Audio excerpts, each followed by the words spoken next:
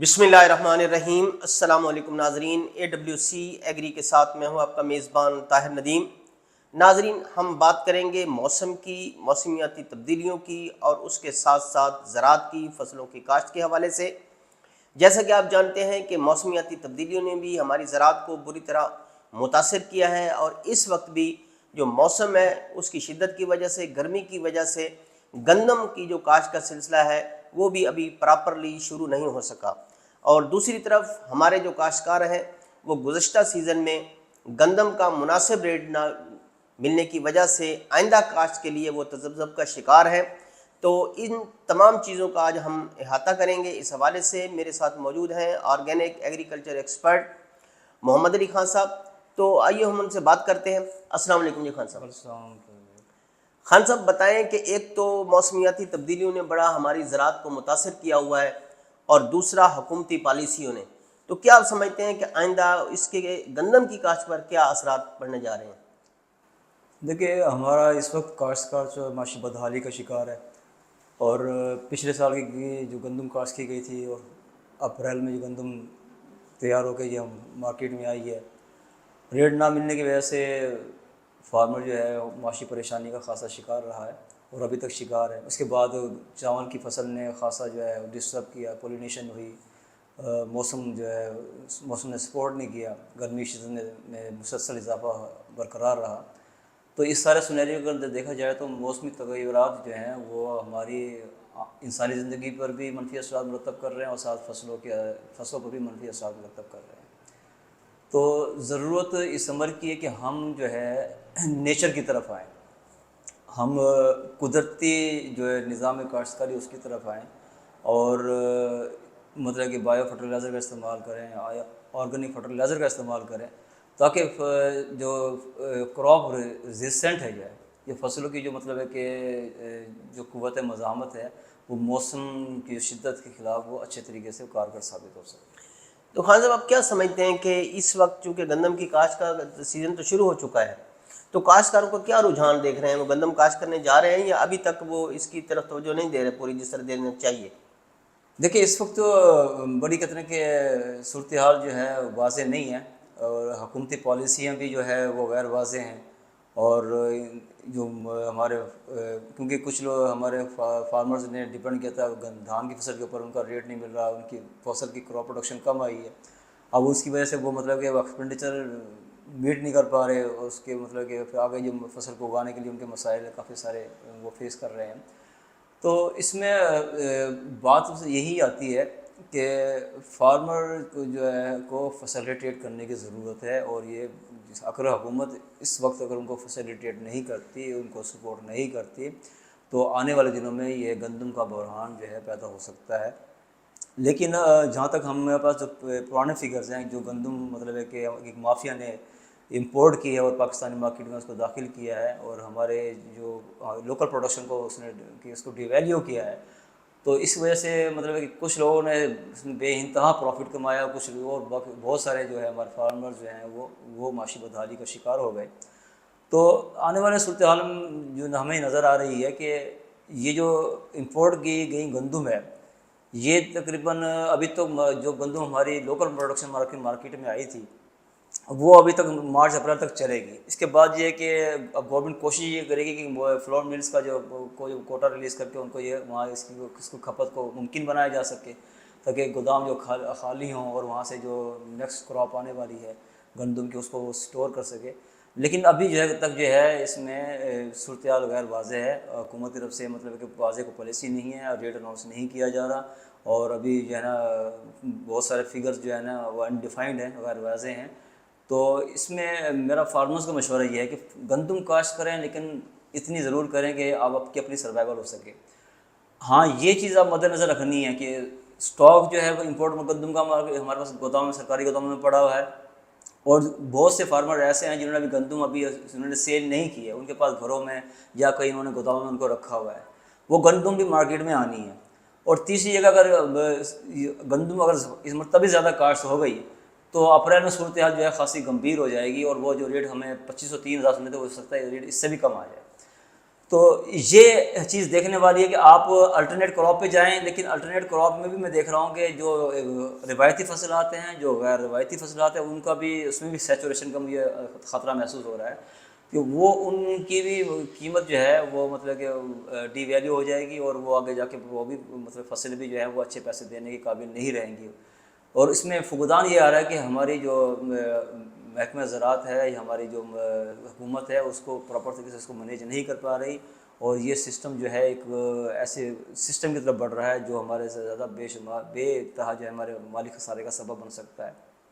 اچھا خان صاحب، حکومت نے کاشتکاروں کے تیور دیکھتے ہوئے یہ اپنی ایک سکیم کا اعلان کیا ہے کہ جو کاشتکار زیادہ سے زیادہ رقبے پر گندم کاشت کریں گے تو ان کو ٹریکٹر اور لیزر لینڈ لیولر جو ہے نا وہ دیے جائیں گے. تو کیا آپ سمجھتے ہیں کہ حکومت کیا یہ جو کاشتکاروں کو ایک ترغیب دی گئی ہے گندم کی کاشت کے حوالے سے، کیا یہ کارگر ثابت ہو سکتی ہے؟ گندم کاشت کریں گے حکومت کی اس دیکھیے ترغیب پر؟ اب جو مطلب کہ بظاہر دیکھا جائے کسان کارڈ میں جو یہ دعویٰ کیا جا رہا ہے، لیکن آپ یہ دیکھیں کہ 1 ایکڑ پہ 1000 روپے سالانہ وہ چارج کر رہے ہیں. اب اس مطلب 3.5 ایکڑ کے ذمہ دار 3000 سالانہ وہ دے گا. اس کے بعد اس میں مختلف مد میں پیسے ڈالے ہوئے ہیں، ایک لمٹ دی ہے کہ اتنے عرصے تک وہ مطلب کہ وہ مارک اپ فری ہے، اس کے بعد وہ پھر مارک اپ لگ جائے گا، پھر زمین جو ہے اس کی وہ مطلب کہ رہن رکھ لی جائے گی. تو اس میں مطلب کہ کمپلیکیشنز کافی ساری ہیں، اور اس کو مطلب کہ فارمرز کو ہوشیاری کے ساتھ ان چیزوں کو غور بھی کرنا ہے کہ اگر کسی کو ضرورت ہے وہ تو اپلائی کر لے، جو مطلب ہے کہ بلا خواہ اسے اپلائی کرنے کی ضرورت نہیں ہے. اگر اللہ تعالیٰ نے اس کو وسائل دیا تو وہ ان چیزوں سے بچا رہے. اچھا خان صاحب، جس طرح حکومت نے گندم کی جو فروخت ہے اس کی ایک حد لمٹ مقرر کر دی ہے کہ آپ 2800 روپے سے اوپر جو گندم فروخت نہیں کر سکتے، تو کیا جو زرعی مداخل ہیں جیسے کھادیں ہیں یا پیسٹی سائڈ ہے، بیج ہیں، تو ان کی حکومت حد مقرر نہیں کر سکتی کہ اس قیمت سے آپ زیادہ چیز فروخت نہیں کریں گے؟ اگر فروخت کریں گے تو فوری اس پر کارروائی ہوگی، جس طرح کہ کاشتکاروں کے خلاف ہو رہی ہے. دیکھو ہمارے پاس جو ہے اس کے جو مانیٹرنگ سسٹم ہے وہ پاکستان میں وہ کہتے ہیں مافیا کے ذریعے کہتے ہیں کہ زیر سایہ وہ کنٹرول کیا جاتا ہے. تو اس میں جو مافیا کا انٹرسٹ ہے وہ ڈپینڈ کرتا ہے. اگر ان کو فائدہ اس میں گندم کاشت کروانے میں خریدنے میں تو وہ اس میں کی طرف لگ جائیں گے. اگر ان کو گندم کی پروڈکشن کو روکنے میں اس کو کہتے ہیں کہ ڈی مورلائز کرنے کے تو اس طرف لگ جائیں گے. تو اس میں مطلب فارمر ٹوٹل جو ہے نا اپنی قوت بازو پہ انحصار اس کو کرنا پڑے گا. تو یہ گندم مطلب کاشت کریں، لیکن یہ کہ بالکل بھی نہ کریں یہ میں نہیں کہتا، اور زیادہ کر لیں یہ بھی نہیں کہتا، لیکن اپنے آپ کو ایک کہتے ہیں کہ معتدل رہیں. اور ایک مطلب کہ گندم کی اگر جو آپ کے پاس زمین کا اگر 20 ایکڑ ہے تو اس میں سے 5 ایکڑ گندم کی رکھیں، باقی دوسرے پہ چلے جائیں. اور اب اس میں کہ سوال یہ ہے کہ کون سی فصلیں کاشت کی جائیں. دیکھیں اس وقت یہ ہے نا پیاز ہو رہی ہے، اور پیاز کا بھی سسٹم مجھے لگتا ہے کہ اس وقت جا کے وہ سسٹم بیٹھ سکتا ہے، کیونکہ اس وقت بہت بڑے رسی پہ ہمارے پاس پیاز کاشت ہو رہی ہے. اور سیڈ اتنا مہنگا، لاکھ روپے میں نے کہ 1.5 لاکھ روپے کلو کے ساتھ سیڈ کا بک رہا ہے مارکیٹ کے اندر، اور وہ مطلب کہ باہر کے امپورٹڈ سیڈ کے نام سے بک رہے ہیں. تو بہت سارے مسائل ہیں، لیکن یہ کہ جب یہ فروری میں جب فصل آئے گی مارچ میں جا کے تو یہ کہ صورتحال جو خاصی مطلب کہ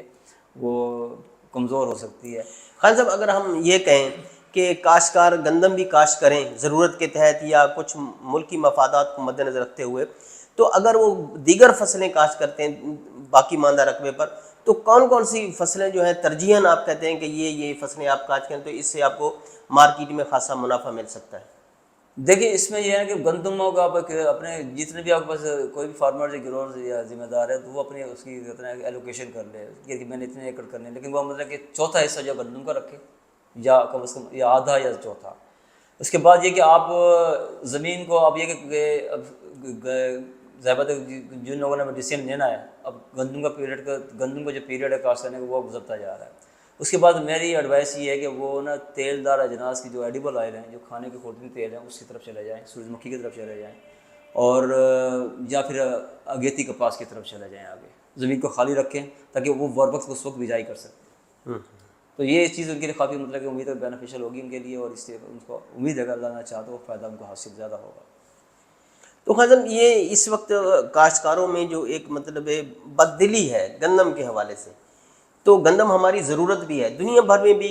اس حوالے سے بڑا واویلا ہے کہ غذائی قلت جو ہے نا اس کے بھی خدشات ہیں، اور غذائی ضروریات کو پورا کرنا بھی ضروری ہے. تو آپ کس طرح ہمارے کاشتکاروں سے یہ کہنا چاہیں گے کہ وہ کم از کم جو گندم کی ہمیں ضرورت ہے اس کے لیے تو گندم کاشت کریں؟ देखिए गंदम ये है ना कि जो अनाउंस होने जा रही है गंदम की प्राइस गवर्नमेंट की तरफ से, और जो मतलब कि इनपुट्स महंगे होने की वजह से जो उसकी कॉस्ट ऑफ प्रोडक्शन है वो मतलब है कि हमारे सामने आ रही है। तो इसमें फार्मर से मेरी गुजारिश यही है कि वो अपने अंदर शऊर पैदा करें और अपनी जो है ऑर्गेनिक फर्टिलाइज़र को अपने फार्म पर बनाने की कोशिश करें, बायो फर्टिलाइज़र का इस्तेमाल करें, ताकि जो कॉस्ट ऑफ प्रोडक्शन है वो आपकी मिनिमाइज़ हो जाए। अगर खुदा न खास्ता आपको रेट नहीं मिलता तो कम से कम आप बिरे कीमत पे तो मौजूद रहें, और उसकी आपकी जो इतने रहेंगे तो आपको अगर नफा नहीं होता नुकसान भी ना हो, क्योंकि वह बहुत से ज़िम्मेदार ऐसे हैं जो ठेके पे लेकर काश करते हैं, उनके ठेके पूरा नहीं होते, वो ठेके छोड़ के भाग जाते हैं, तो बहुत सारा नुकसान भी है इसका, उनका ज़ाती तौर पर नुकसान भी है और मुल्क का नुकसान भी है। तो इसमें शऊर के ना उजागर करने की ज़रूरत है। आप अपने माहिरीन से या किसी भी जगह हमें जो भी खाद वो आप परचेज़ करके अपने रखों में अपनी फसलों में इस्तेमाल कर रहे हैं, उसकी जो है फार्मेसी पे गौर करें, उसकी जो है न्यूट्रिशन जो ग़िज़ाई अज्जा हैं वो कौन कौन से हैं, उसका मुतबादिल इस्तेमाल कौन सा हो सकता है, किस तरीके से हम अपनी खादों की ज़रूरत को पूरा कर सकते हैं। इस प्लान पर आप अपने माहिरीन से डिस्कस करें या हमसे डिस्कस कर सकते हैं। हमारा नंबर जो है वो हमसे चैनल के ज़रिए रब्ता कर सकते हैं। तो ये आपको इंशाअल्लाह ताला हम आपको ये गाइडलाइन देंगे कि आपने अपनी फसलात किस तरह काश्त करनी है और कौन सी फसलें जो हैं कौन कौन सी खाद आप ज़मीन पर तैयार कर सकते हैं, ताकि आपकी जो है अखराजात जो हैं कम से कम हो सकें। बहुत बहुत शुक्रिया खान साहब का। शुक्रिया नाज़रीन, आपने मौसमियाती तब्दीलियों और हुकूमती पॉलिसियों को मद्देनज़र रखते हुए फ़सलों की काश्त के हवाले से मोहम्मद अली खान साहब की बातें सुनी। नाज़रीन, ये बहुत ज़रूरी है कि जिस तरह गंदम एक अहम फ़सल है ग़िज़ाई ज़रूरियात के हवाले से, तो इसकी काश्त से भी दस्तबरदारी नहीं करनी चाहिए, लेकिन इसके साथ साथ काश्तकार को अपनी जो माली मामलात हैं उसको भी बेहतर करना है। तो इसके लिए ज़रूरी है, जिस तरह खान साहब ने भी कहा,